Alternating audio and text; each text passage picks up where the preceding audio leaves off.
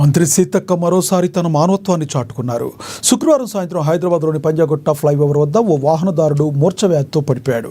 సరిగ్గా అప్పుడే అటువైపుగా వెళుతున్న మంత్రి సీతక్క తన కాన్వాయ్ను ఆపి వెంటనే ఆ వ్యక్తి వద్దకు చేరుకుని సపర్యలు చేశారు. అతని చేతిలో తాళాలు చెవులు పెట్టి అతడు స్పృహలో వచ్చే వరకు సహాయంగా ఉన్నారు సీతక్క. అనంతరం అతన్ని ఆసుపత్రికి తరలించి ఏర్పాటు చేశారు.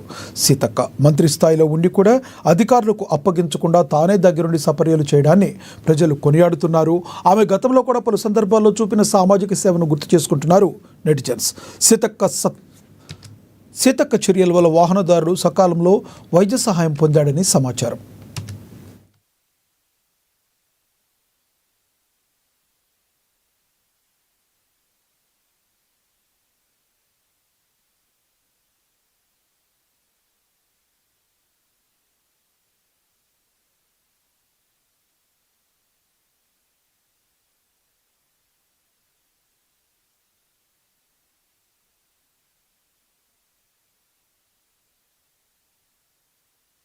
ఏఎన్ఎన్